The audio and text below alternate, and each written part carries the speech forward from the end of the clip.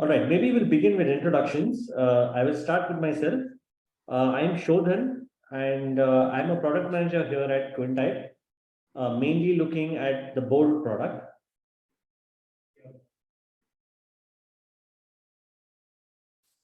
Hey, hey, all. Good afternoon. Myself, Aswin Ambady.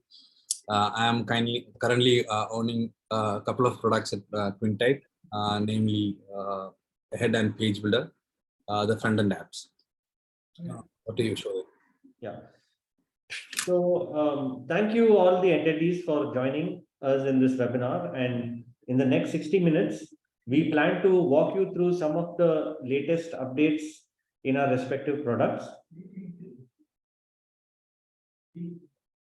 We will begin with the updates in Bold application, which is the CMS, the story writer, followed by the upcoming features in the next 3 to 6 months in Bold.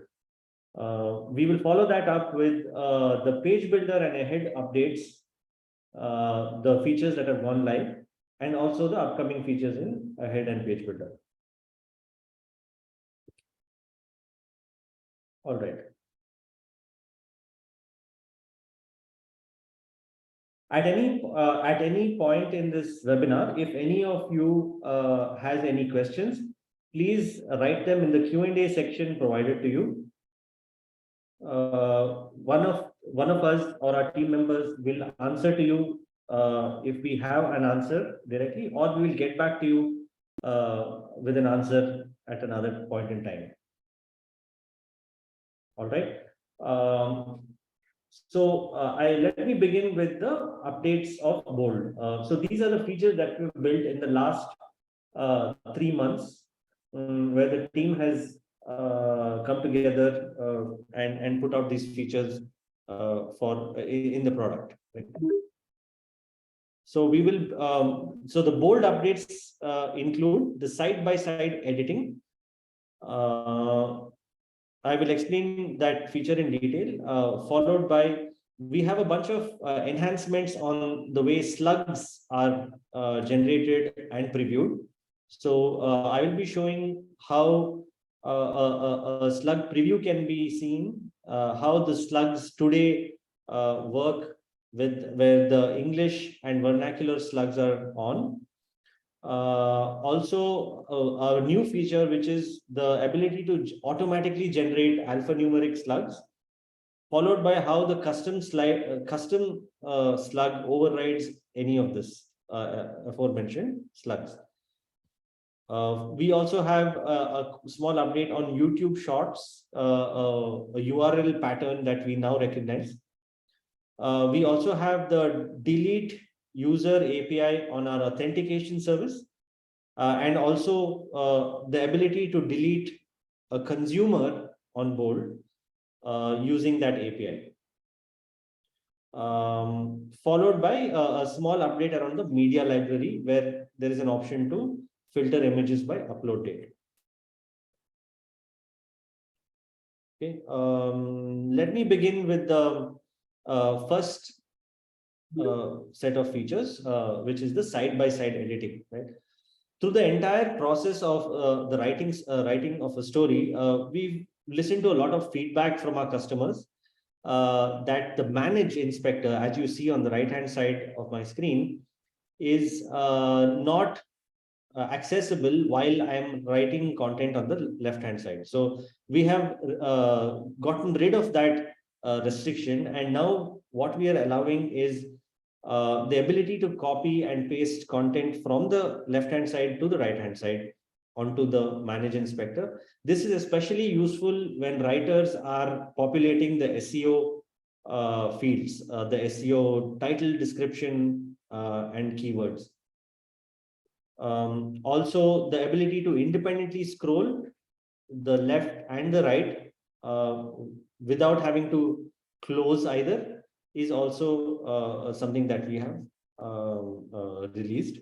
Although a small feature, we've got feedback that this is operationally and increases the efficiency of the writers in especially navigating the story editor page.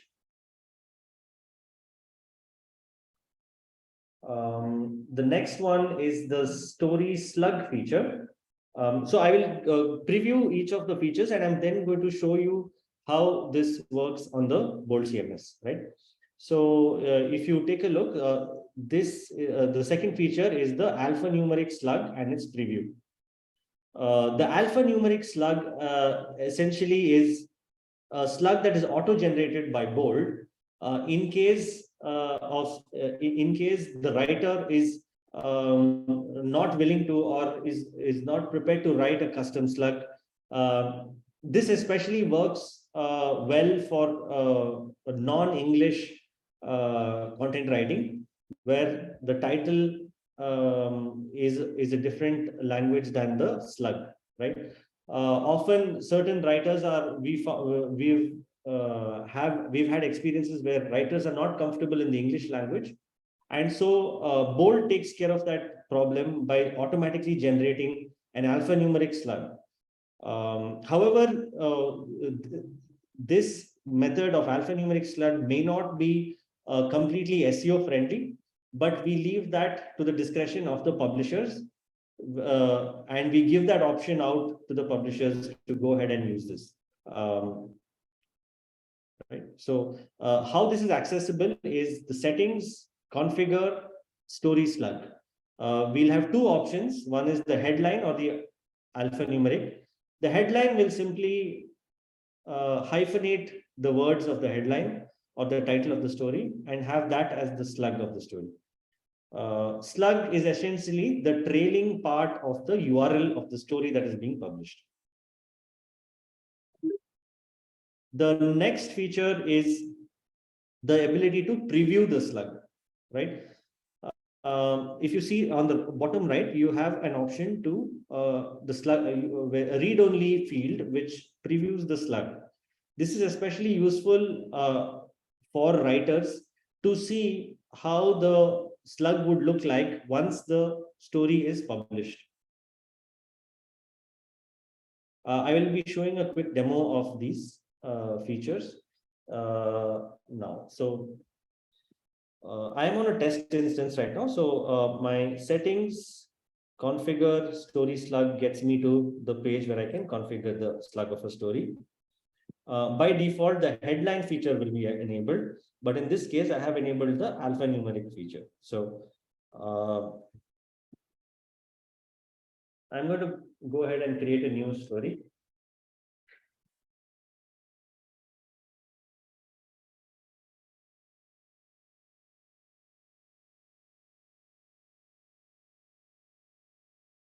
All right.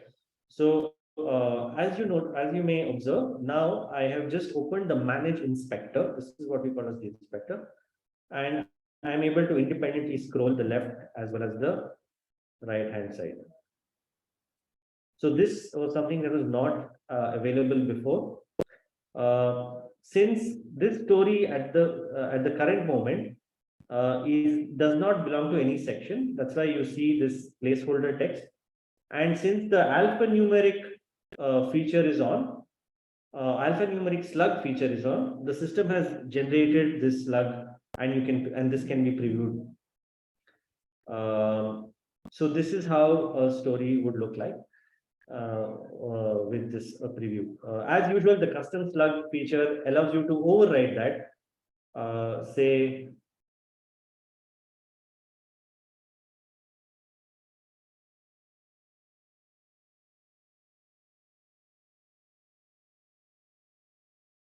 right?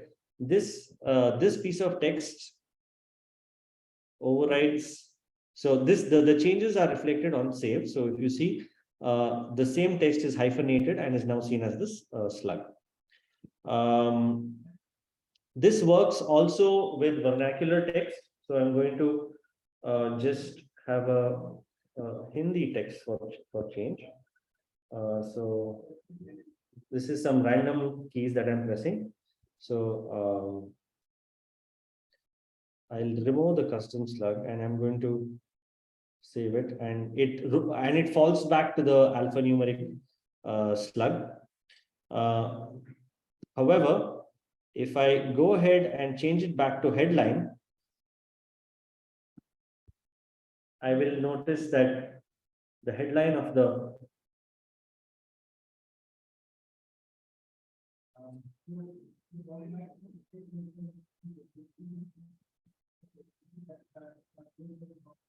right. So I'm going to remove it. It's going to take a moment for it to reflect, but I'm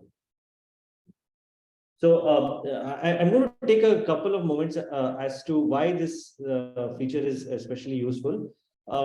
We've seen Google Analytics and a lot of logs of websites who have had vernacular slugs. So this is especially applicable to publishers writing content that is not in English. So when they have the headline as the slug feature on, what happens is due to encoding discrepancies between Safari and Chrome browsers, there are some links that when shared on social media do not open in a correct format, or they throw 404s, right? Although a small percentage, this does affect a good number of page views. To prevent this page views, vernacular slugs are, some publishers have do not prefer to have vernacular slugs, and therefore an auto-generated slug like this, which is of 10 alphanumeric characters, works best, especially when it comes to efficiency of the writers on how quickly they can write something like this. Whereas if the writer is comfortable with writing an English slug, that will also works best, and that will also work best. And that is the way that Google recommends that a slug should be, that it's descriptive of the language of the content. All right. If you have any questions, do write them down in the Q&A section.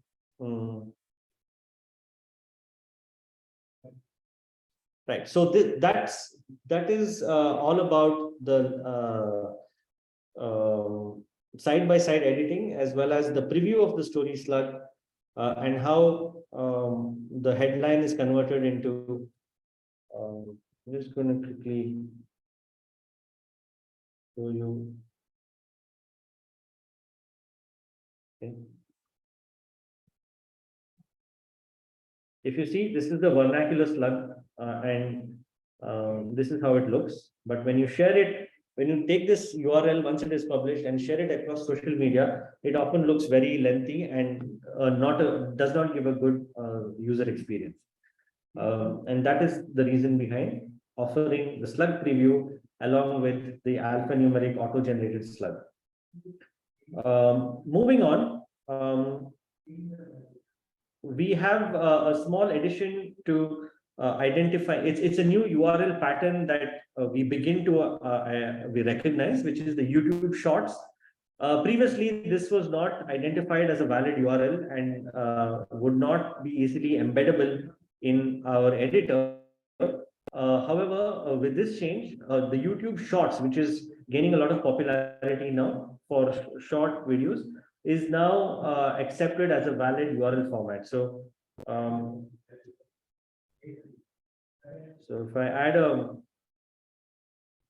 embed, we can preview it, and this is the video, and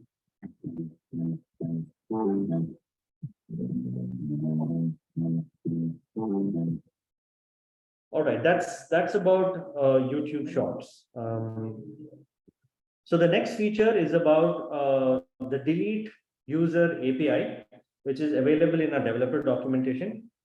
So developers.quintype.com/bridgekeeper is our authentication service.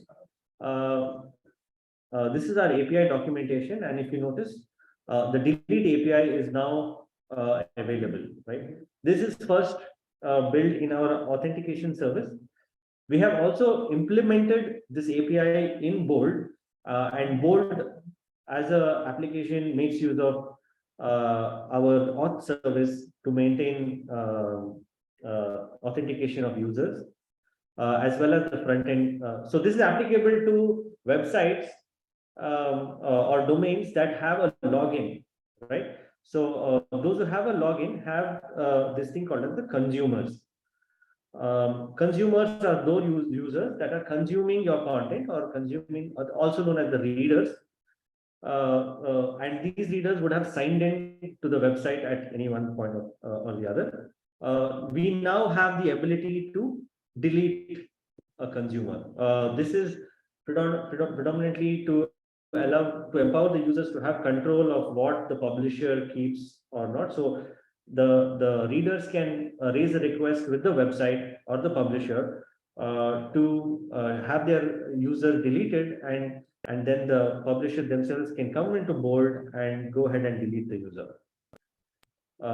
This can be used via API and also via consumers dashboard as seen. Right. Moving on. Last but not the least, we have a couple of a couple of enhancements on the search API. The ability to search the media library and filter images by the date they were uploaded. Right. So this is especially useful when for publishers who have uploaded bulk images into Bold. Right. As you might be aware, Bold has the ability to synchronize a folder that is maintained by the publisher of all images and have that synchronized with our Bold folder, as you see. This allows for images to be transferred from a photographer or a photojournalist into a folder on their system, which is linked directly to our Bold system, right? Of course, this folder on the photojournalist's PC would be signed off, signed off by the technical team of the publisher, and that folder will have a ability to import or rather export data into the Bold media library. During this process, Bold extracts the metadata of the images. As you might be aware, to upload any image, the caption is a must. This caption that is seen here is a must. But for images that are auto imported using this mechanism, the caption is extracted from the metadata of the image, which is the IPTC and the other metadata formats. The description is what is captured as the caption of the image. In such cases, in cases where there's no data to be imported, a caption may be blank, and so finding images may be difficult, and therefore uploaded at is that feature that will help you search for images that were uploaded on a particular date. Typically, this works when images are captured for an event, and the writer can then choose to choose the dates around that event, and therefore be much more easier to find images that they're looking for. We also fixed a bug around the ability to search using file name. So I can search here using the file name of the image, right? Dogs.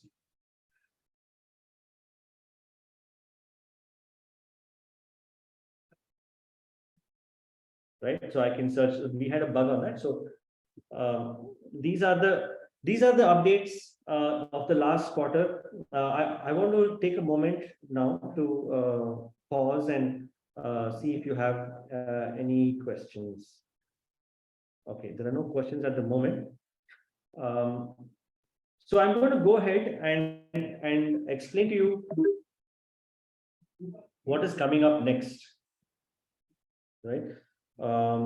If you notice, no, in the coming 3 to 6 months, Bold is going to focus on three main themes, which is we are going to invest in bettering our SEO, which means we'll take a look at we'll revisit some of the SEO features that we've had, and we'll get better adoption of those features. Also being in touch with what Google, the changing, the continuously dynamic trends of the SEO world. So we have identified one item, which is to integrate the Google indexing API. This is essentially to inform Google as soon as in almost real time on when a story is actually published. Currently, we support sitemaps which are almost real time, but those sitemaps are, while important for while they're recommended by Google to maintain, Google also recommends informing them using the Google indexing API, which we have identified and we are going to build in the next 3 months. This is going to, the Google indexing API will be in the earlier part of the next 3 months, followed by analytics. Analytics is something that we have been working on for more than 6 months right now. We did our first set of changes, which is to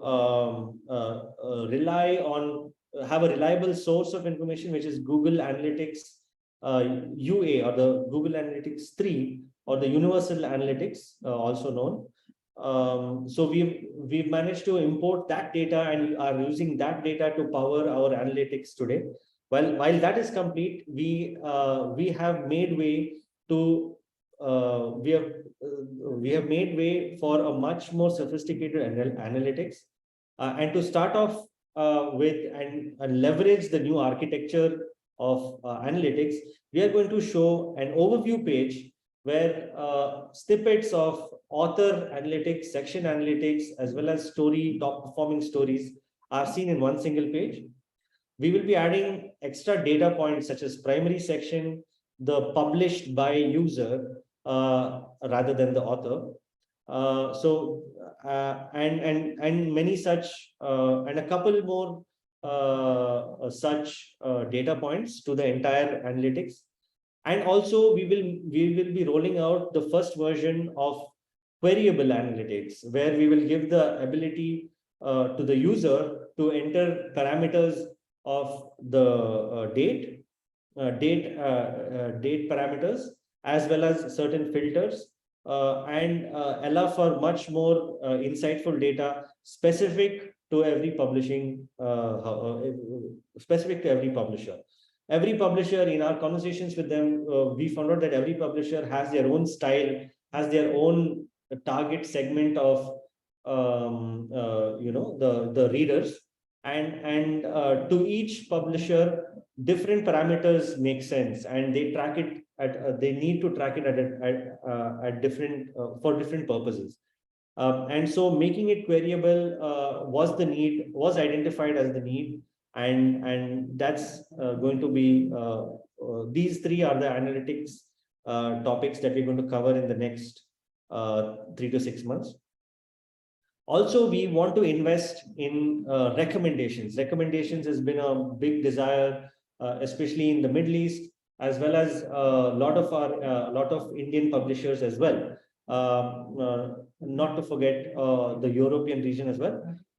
Reader and editor recommendations is identified. As far as reader recommendations is concerned, we are almost on the finish line to complete reader recommendations, where given a story, content-based filtering allows for insightful and intelligent recommendations using the recommendations API.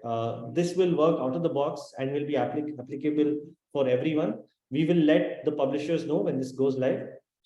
This is expected early in the next 3 months.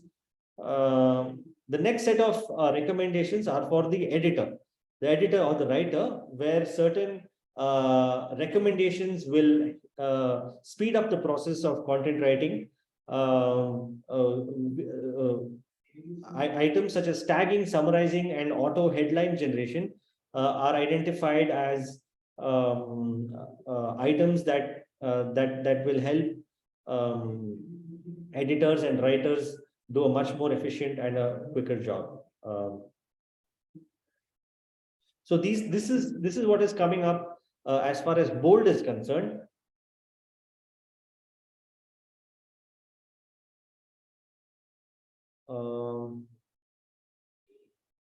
Yes, I think that's about it. Shodhan, there is one question. Yeah. Will we be migrating from UF to GA4? Yes, we have plans for that. That is in fact planned. So we are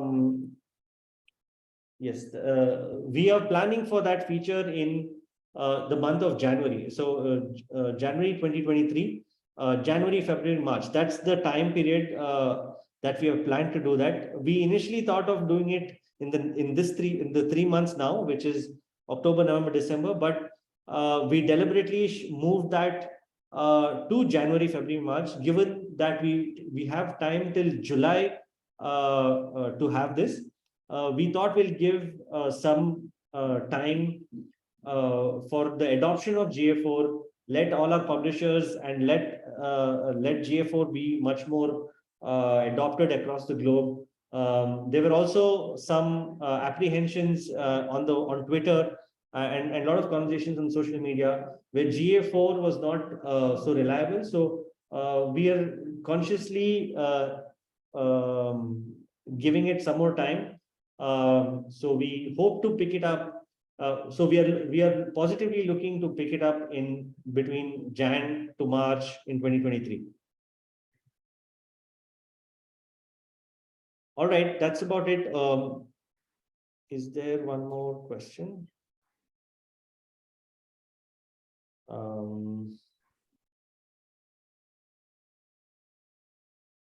No, Shodhan. I think that's it. All right, thank you. Over to Ashwin. Sure. Shodhan, I'll share my screen. I have stopped sharing. You can go ahead.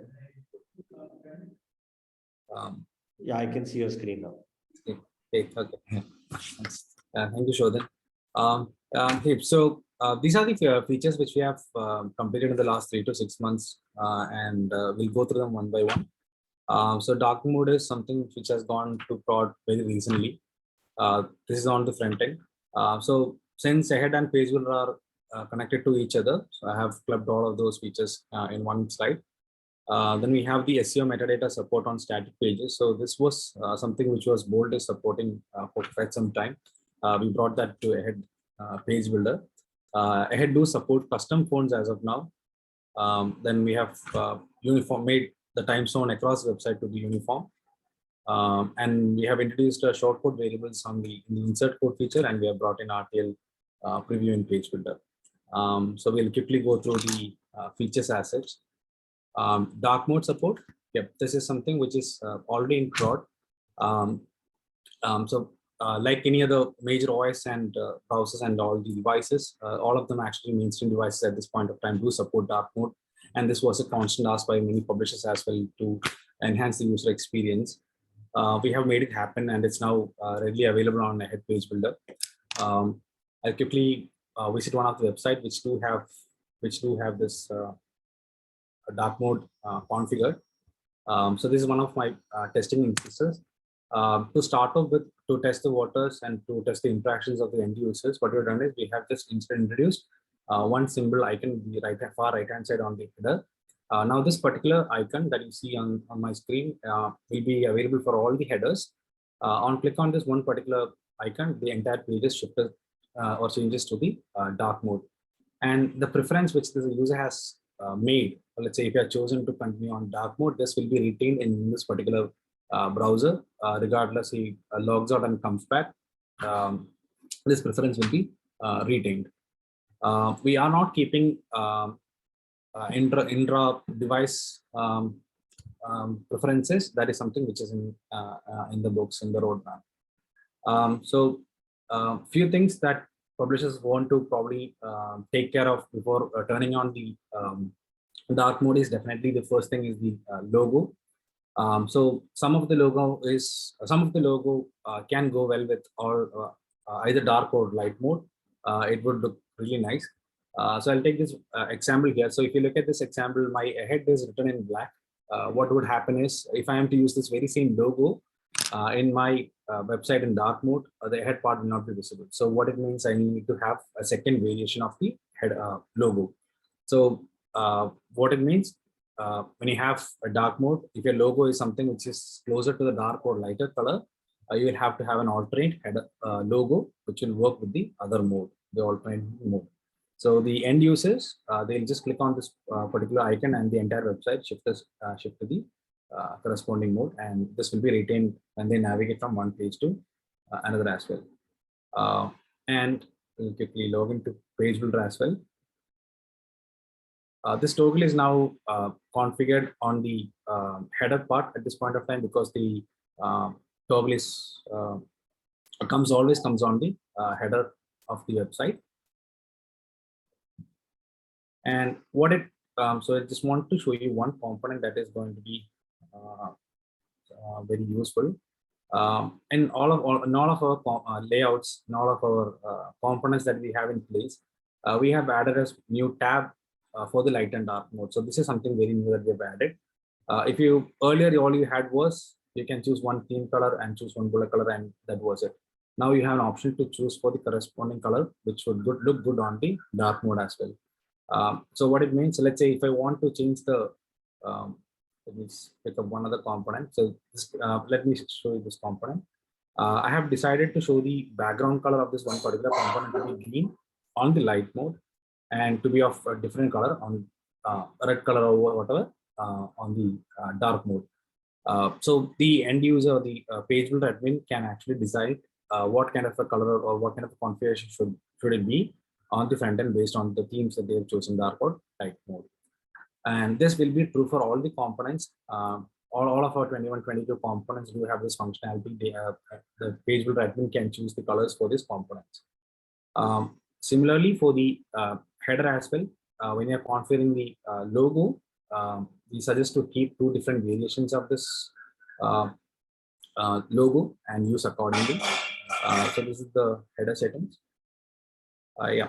So all you need to do is turn on this feature and it's good to go. So you can just turn on this dark mode toggle and the feature will be live once you have this configured.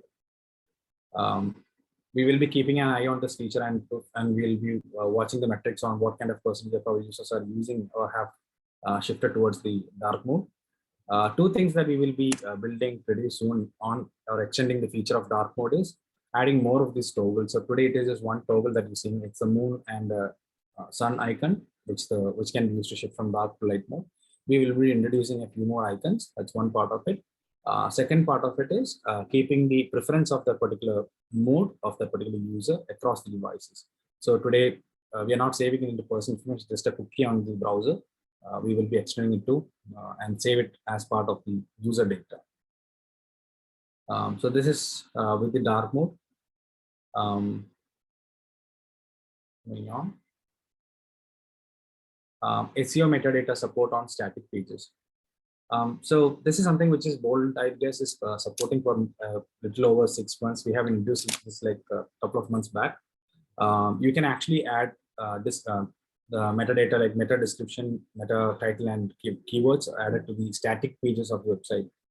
So until now, all you had was an option to enter a static HTML in the static pages and make it power or make it work on the front end. And none of the SEO juice or SEO data was not there, relevant data was not there. So we are now honoring all of this information.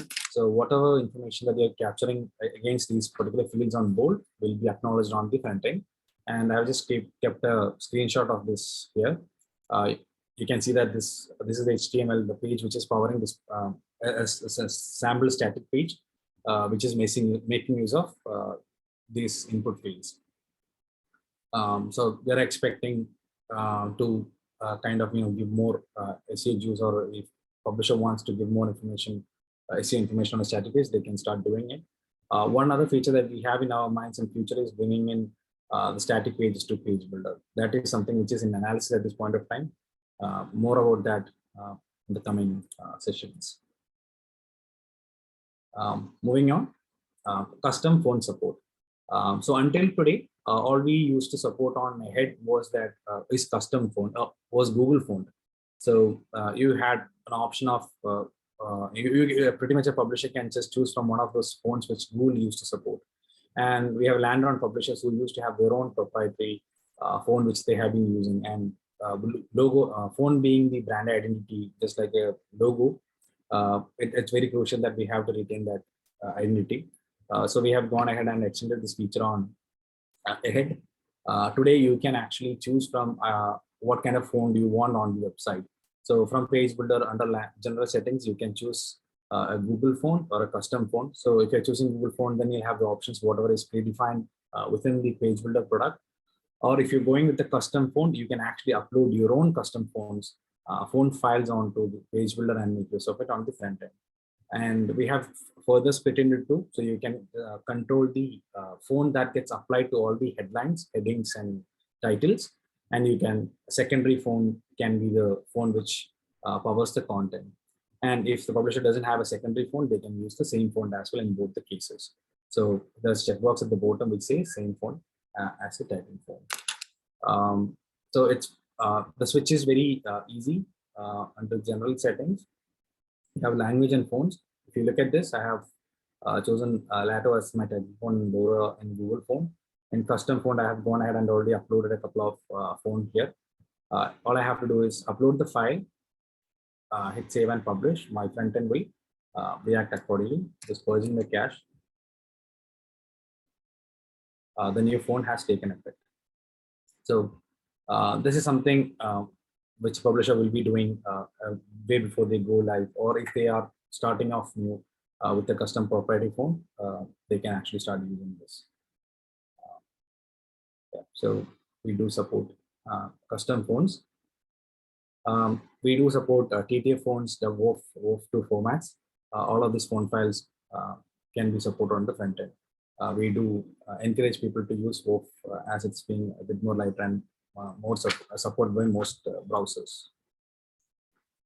The next one is a uniform time zone across the website. So we have timestamps on websites, right? So there are time which the actual end user sees, which is the visual part of it, and we have the time date and timestamps that goes into the HTML, which is kind of targeted towards the Google bots or other bots to index the page and figure out when this particular story was published. So the content part, so the timestamp usually goes into the content as well as into the HTML and parts like the schema. So Bold already do provide an option to set the time zone that needs to go into the sitemaps and etc. So when you are publishing a story, we have the story URL, the story basic data along with the time zone. Now the time zone is kind of already defined in Bold, and it reaches the bots, right? So when they come on to the front end to figure out what is the data on the front end and see if they attempt to see a different time zone, it can adversely affect the SEO. So we are technically from the back end we are giving a different time zone, and from the front end we are giving a different time zone. It can be a bit confusing with the bots as well, and it can possibly or probably impact the SEO.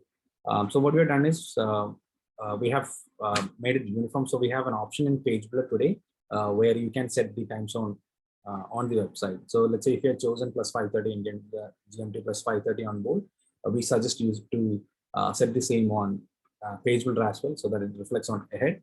And this change is global, so the it doesn't change on the visual part, but it does change on the HTML part as well as in the schema. So I've taken a screenshot of this HTML. So if you look at this, this is a date created and modified tags that goes into the HTML, goes in the HTML, and similarly I've picked up a screenshot from the Google Search Console as well. So this uniform time zone should kind of help us or help publishers to establish that this is the accurate time and the story was published or updated. So that is uniform time zone across website. One thing publishers have to kind of be make sure is that whatever the time zone that you're using on Bold, use the same on the front end as well, on the head page as well. The next feature is called variables for insert code feature. So we do support an option to insert code onto the head and body tag of website. Right? So I'll quickly go to that screen on Pagebuilder, insert custom code. So what it is for is Ahead, as you guys all know that Ahead is a template-based system, and there are special integrations that you would like to do on Ahead website, on the other website. And typically, any third-party integration would include two parts. One is the code that goes into the header, and one that goes into the body part. So if you look at my screen, I've just added Google Tag Manager script here. What it means is, and I have chosen all pages here. So we have, instead of just throwing it at all the pages, you can now selectively choose which template, on which template should this insert code functionality work on.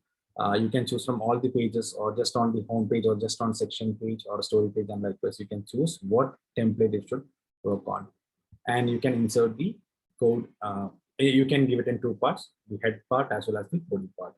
And if you look at the bottom, you will see that we have introduced 5 different shortcodes to start with, which is page type, story type, and the section slug and story type. You can use this as part of the use this within the shortcode itself. An example I'll show you. So if you look at this, you can see that I have added one shortcode here, page type added here. What it means is that, so this is a print kind of thing. So this does nothing. It just showcases this script text on the front end. But what it does is I have added a shortcode within it. So if I go to my front end, if I do a hard refresh, I'll get to see. One second. Oh, sorry. I have I've sent it on story pages, so it doesn't work on other pages. I have to go to a particular story page. You can see that, hey, your page is story page. So what it does is the shortcode here, which is page type, is now replaced with the actual story type, or the actual story or type of page itself. Let's say if you want to use the primary section or to show the primary section of this particular story as well, copy the shortcode, place here, paste it. That's it. Hit save and publish. Now I'm going to save this. Publish this.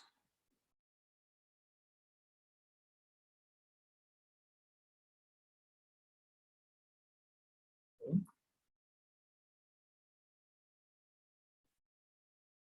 You can see that entertainment. This is the corresponding session of this particular story, primary section of the story. Yeah, so that is the insert code functionality. Yeah, so talked about the different templates or the targeted serving of codes as well. So moving on. RTL Preview on Pagebuilder. So this is something which is most useful for the Middle East publishers. So what happens today is that the Pagebuilder, regardless what language orientation that you're using, LTR or RTL, the Pagebuilder always shows up in left to right. So each of these components will actually shift to the other side, or the orientation gets flipped on an Arabic website. So the publisher or the the admin of Pagebuilder will have to kind of imagine how this component is going to turn out when they have it on their website. So what we have done is we have introduced this orientation, or this layout orientation on Pagebuilder. If you have this works automatically if you have chosen the language orientation to be RTL, or the orientation of RTL in bold. We pick up that particular information and we make use of that on the Pagebuilder as well. So the Pagebuilder preview will also be completely in RTL. One future expansion that we're going to do is today, if you look at this text is in English, which is not right. So what we're going to do is we'll be replacing the English text with the Arabic website for the case of RTL, and it will continue to be in English for the case of LPR. So this should help the publishers who is publishing content in RTL orientation to see how their content will be displayed or be painted on the front end. So, yeah, so that is what this is. Yeah, so that's the features that we have introduced to Ahead Pagebuilder in the recent 3 to 6 months time. And these are the features that is coming up onto Ahead Pagebuilder. The very first one is the new login flow and support for mobile number login. So we have done some validations around how easy this is for people to actually log into the front end and consume the content, and how helpful is seamless the flow is for the subscriptions as such. So what we have observed is that it's quite difficult. So we at this point of time we do support social logins as well as form logins. Compared to form login, social login flow is far easier because all you have to do is just click on the logo of the social icon once and you will be prompted and you're logged in.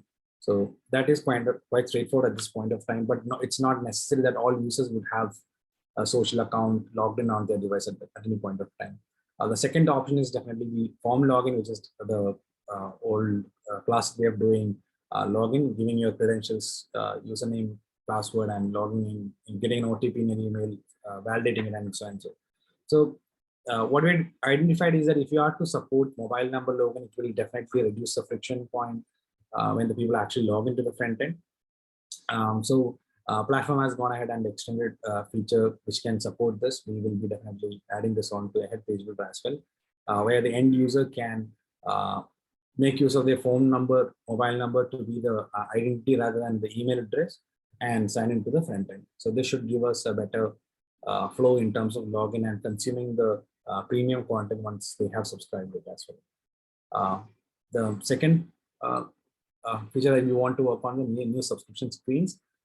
So we have gone ahead and designed the new subscription screens to be far more catchy and making it much more easier for the end users to decide upon which of the plans that would work best for them, and the entire flow would be easier for subscriptions or made easier for subscriptions. So we are bringing in the tile concept where you'll have tiles within the subscription page, and the perks and benefits, recommended tags, all of this will be called out a bit more prominently so that the decision making by the end users is far. We are helping them with making the decision on what is the right subscription plan for me and making them subscribe. So that is again something which we are working on, which will be hitting the prod by later this quarter or early next quarter. Image watermark. So so whatever the images that you're uploading on CMS, it comes up as it is on the front end. If it is 69 aspect ratio, we're not cropping it at all. We are using it as it is, and there is no watermark to it. So there is a good chance that your images get copied by some other person and be used on their social media or their own website or whatever. So Ahead is today not supporting image watermark. We will be introducing that. So your logo will be imprinted on top of the image that you have on your website. So even if somebody copies this particular image, it's kind of useless for them, and your name will always be there on top of the image. So that is something which we'll be introducing. A toggle to enable and disable magazines. So this is a DB operation at this point of time. Publisher will have to raise a ticket with the Quintype team to enable or disable the magazine feature. So we are making it a toggle. So whenever a publisher wants to turn it on, they can just turn it on from the Pagebuilder itself and start using the magazine feature. And last is the dark mode enhancements, which is bringing in the person preference saved across the devices and adding few more options for switching between the colors or switching between the themes on the Ahead websites. Yeah. So this is it on a very high level, the features that will be hitting prod pretty soon or in the next 3 to 6 months time. Yeah, that brings us to the end of the session. I'll wait for a few minutes to see if there are any questions regarding any of this.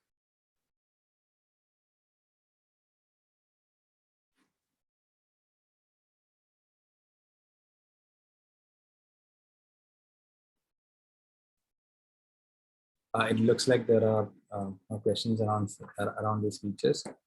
Shodhan, I guess we can probably wrap the call. Yeah, I think we'll wrap it up. I think, dear attendees, if any one of you has any questions, please feel free to reach out to your respective account managers or you can write to us at support@quintype.com or just use the chat on the Bold application. We will respond to you.